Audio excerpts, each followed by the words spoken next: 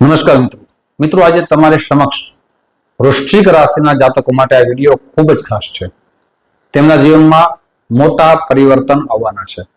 શા માટે આવવાના છે? બૃહસ્પતિ 2 જૂનથી પોતાની ઉચ્ચ રાશિમાં આવી જશે, કર્ક રાશિમાં આવી જશે અને તમારા 9મા ભાવમાં આવશે। 9મો ભાવ છે ભાગ્યનો છે। જ્યારે જન્મ કુંડળી જોતા હોય ત્યારે 9મા ભાવથી ભાગ્ય જોઈ શકાય છે। એટલે ભાગ્યના માલિક પણ બૃહસ્પતિ છે। બૃહસ્પતિ જીવનની અંદર દરેક વસ્તુ પ્રદાન કરે છે। સંપત્તિના કારક માનવામાં આવે છે, વિવાહના કારક માનવામાં આવે છે, ભાગ્યના કારક માનવામાં આવે છે, આધ્યાત્મિક જ્ઞાનના કારક માનવામાં આવે છે, એજ્યુકેશનના કારક માનવામાં આવે છે, યશ, કીર્તિ, માન, સન્માન, સંતાનના પણ કારક માનવામાં આવે છે। બૃહસ્પતિ તમારા 9મા ભાવમાં છે, ભાગ્યનું પરિવર્તન થવાનું છે। જે ભાગ્યની અંદર આપ ખૂબ મહેનત કરી હતા પણ પરિણામ આવતું ન હતું, એ પરિણામ હવે દેખાશે। એમ કહી શકાય કે વૃશ્ચિક રાશિના જાતકો માટે હવે ચમત્કાર, ગોલ્ડન પીરિયડ શરૂ થવા જઈ રહ્યું છે। જ્યારે માણસ ખૂબ મહેનત કરે પણ પરિણામ ના આવે ત્યારે નિરાશ થઈ જાય અને જ્યારે ભાગ્યોદય થાય ત્યારે જીવનની અંદર ખૂબ પ્રગતિ કરે છે। બૃહસ્પતિ જે ખાસ કરીને તમારા ભાગ્યમાં છે તો સૌથી પહેલા ભાગ્ય ઉજ્જવળ બનાવશો। આપ આધ્યાત્મિક તો બનશો, સાથે સાથે કર્મનિષ્ઠ બનશો, સાહસિક બનશો, પિતા તરફથી આપણને સહયોગ મળશે, યાત્રા કરશો, આપના ઘરે સારા પ્રસંગો આવશે। 2 જૂનથી લઈ અને 3 ઓક્ટોબર સુધી એક રાશિમાંથી બીજી રાશિમાં બૃહસ્પતિને આવતા 12 વર્ષ લાગે છે અને આ સમય તમારા માટે સુવર્ણ સમય કહી શકાય। સાથે બૃહસ્પતિની 3 દ્રષ્ટિ પડશે। પ્રથમ દ્રષ્ટિ જે પડવાની છે એ સ્વયં લગ્નમાં પડવાની છે, પ્રથમ ભાવમાં પડવાની છે। ગણતરી કરીએ તો 9, 10, 11 અને 12 અને બીજી દ્રષ્ટિ છે ખાસ કરીને 3જા ભાવમાં પડશે। 3જો ભાવ પણ ખૂબ જ સાહસનો માનવામાં આવે છે, આપણા નાના ભાઈ બહેનનો માનવામાં આવે છે અને જે અંતિમ દ્રષ્ટિ પડવાની છે, 9મ દ્રષ્ટિ પડવાની છે, એ સંતાન સુખમાં પડવાની છે। એટલે કેમ કહી શકાય, પંચમ ભાવમાં પડશે। પંચમ ભાવના માલિક પણ બૃહસ્પતિ થાય છે। આ બધા સુંદર યોગ નિર્માણ થઈ રહ્યા છે। મિત્રો, આ 3 દ્રષ્ટિની વિશેષ ચર્ચા આપણે આગળ વધારીએ અને ઉપાય પણ બતાવીશ, આપણે વિશેષ કયો ઉપાય કરવો જોઈએ। પણ તે પહેલા એક નમ્ર પ્રાર્થના છે, મારા નવા મિત્રો આ વિડીયો જોઈ રહ્યા છો, મિત્રો આ વિડીયો તમને ગમે તો જરૂર ને જરૂર લાઈક કરજો, શેર કરજો, સાથે પહેલી વખત અમારા ચેનલને જોઈ રહ્યા હો તો સબસ્ક્રાઇબના જે બટન છે એને દબાવવું ચૂકશો નહીં। ફેસબુકના માધ્યમથી જોઈ રહ્યા છો તો અમારા પેજને ફોલો કરી લેજો અને આ વિડીયો તમારા મિત્રોમાં ખૂબ શેર કરજો, જેનાથી સુંદર માહિતી તેમને પ્રાપ્ત થઈ શકે।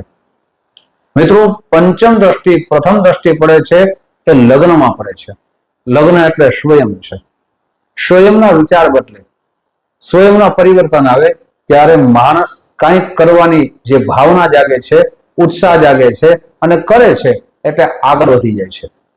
ભાગ્ય ઉદિત થવાનો સમય કહી શકાય। યાત્રા કરો, યાત્રાના માધ્યમથી પણ આપ જે કોઈ પણ પ્રકારનો બિઝનેસ કરતા હોય તો બિઝનેસમાં આપ આગળ વધી જશો। વિદેશ આપને જવાની ઈચ્છા હોય બિઝનેસ બાબતમાં તો ત્યાં પણ આપને લાભ સારો થશે। વિદ્યાર્થી બંધુઓ માટે ખૂબ સારો સમય છે। એજ્યુકેશનમાં હાઈ એજ્યુકેશન જે પ્રાપ્ત કરવાની આપ મહેનત કરી રહ્યા હતા, પરિણામ આવતું ન હતું, એ પરિણામ દેખાશે।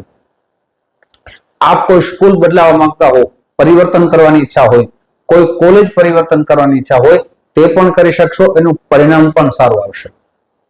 આપ નોકરી કરી રહ્યા છો પણ નોકરીની અંદર જે પ્રમોશન થવું જોઈએ, જે આપના ખાસ કરીને બોસ તરફથી, આપના સ્નેહી મિત્રો તરફથી, આપના સહકર્મચારી તરફથી સહયોગ મળવો જોઈએ, એ સહયોગ મળતો ન હતો, હવે સહયોગ મળશે। ન મળવાનું કારણ એક જ છે કે બૃહસ્પતિ છે એ અષ્ટમ ભાવમાં હતા અને આ બધી અડચણો આપને આવતી હતી। ખાસ કરીને મિત્રો, આપના જીવનમાં મોટી અડચણો ક્યાંથી આવતી હતી? સંતાન તરફથી. સંતાન તરફથી જે પ્રેમ મળવો જોઈએ અને પિતા અને પુત્ર વચ્ચે જે એક વિચારો હોવો જોઈએ, એમાં જે વિવાદ થતો હતો એ વિવાદ હવે દૂર થશે. વિદ્યાર્થી બંધુઓ માટે ખાસ કરીને સારો સમય કહી શકાય. એજ્યુકેશનમાં, પરીક્ષામાં કોઈ પણ રીતે અડચણ આવતી હતી, વિઘ્નો આવતા હતા, એ વિઘ્નો હવે દૂર થશે. આપ ઓનલાઈન કોઈ બિઝનેસ કરો છો, જે સપ્તમ દ્રષ્ટિ પડે છે ત્રીજા ભાવમાં, એ ઓનલાઈન બિઝનેસ ત્યાંથી જોઈ શકાય. કોઈ પણ માધ્યમથી, ફેસબુકના માધ્યમથી કોઈ બિઝનેસ કરો છો, યુટ્યુબના માધ્યમથી કોઈ બિઝનેસ કરો છો, અન્ય જે એપ્લિકેશનો છે એના માધ્યમથી આપ કોઈ બિઝનેસ કરો છો, પણ સફળતા મળતી નથી, હવે સફળતા મળશે. આપ નોકરી કરો છો તો નોકરીમાં પણ આપને સફળતા મળશે. સાહસિક બનશો. આ સમય તમારા માટે ખૂબ ઉત્તમ સમય કહી શકાય. મિત્રો, પણ આપણે સાવધાની કઈ વાતની રાખવાની છે એ પણ ખાસ જાણી લેજો. જ્યારે કોઈ પણ વ્યક્તિ ખૂબ પ્રગતિ કરે ત્યારે એ પ્રગતિ સાથે સરળતા અપનાવે તો એમના જીવનમાં યશ, કીર્તિ, માન, સન્માનનો વધારો થઈ શકે. પણ એ સરળતા છોડીને અભિમાન જ્યારે એના જીવનમાં આવે ત્યારે માન સન્માનમાં કમી આવી શકે. તો આપને ખાસ કરીને માન સન્માન વધારવા માટે, જીવનમાં પ્રગતિશીલ બનો છો તો એ પ્રગતિશીલ રહી શકો એના માટે ઈગોનો ત્યાગ કરજો. આપ કોઈના વિવાદમાં પડશો નહીં, અને વિવાદમાં પડશો તો આપના માટે મોટું નુકસાન થવાની સંભાવના વધી જાય છે. વાણી ઉપર કંટ્રોલ રાખજો, સંયમ રાખજો. હવે આપને ઉપાય બતાવું છું, આપને કયા ઉપાય કરવા જોઈએ. એક તો પ્રતિ દિવસ સૂર્ય ભગવાનને જલ ચડાવો, પ્રતિ દિવસ હનુમાન ચાલીસાનો પાઠ કરો, સાથે મંગળવારના દિવસે લાલ રંગની વસ્તુનું દાન કરો. આપની જન્મ કુંડળી બતાવી મંગળનું રત્ન એટલે કે મૂંગા પંચાંગ કર્મ કરીને ધારણ કરો. ઘણા બધા મિત્રો રત્નો ધારણ કરે છે, પણ એ રત્નો જે સાચું હોવું જોઈએ, સાથે એની જે પૂજા થવી જોઈએ એ કરતા નથી, પછી એનું પરિણામ મળતું નથી. ઘણા બધા મિત્રો જે બજારમાંથી રત્નો લઈ આવી અને ડાયરેક્ટ કરી લે છે તો એનું પરિણામ મળતું નથી. તો આપને જ્યોતિષ આચાર્યને બતાવી સાચું રત્ન, સાચી પૂજા, સાચા ભાવથી કરી અને રત્ન ધારણ કરવું જોઈએ. તો આપણા જીવનમાં પરિવર્તન આવી શકે.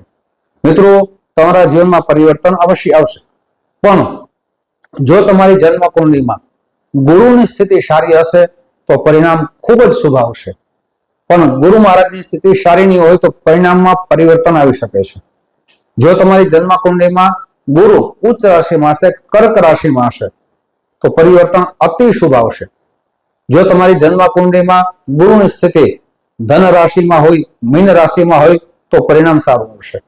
પણ એ જ ગુરુ જ્યારે રાહુ સાથે હોય, કેતુ સાથે હોય, ષષ્ઠમ ભાવમાં હોય, અષ્ટમ ભાવમાં હોય, દ્વાદશ ભાવમાં હોય, ત્યારે પરિવર્તન ઓછું પણ આવી શકે. એટલે જન્મ કુંડળી બતાવવી ખૂબ જરૂરી છે. મિત્રો, આવી જ જાણકારી તમારી સમક્ષ મૂકતો રહીશ. આપ જે પ્રેમ આપો છો એ પ્રેમ બદલ આપ સૌનો હૃદયથી ખૂબ ખૂબ આભાર વ્યક્ત કરું છું. ફરીથી મળશું. જય શ્રી કૃષ્ણ. મહાદેવ.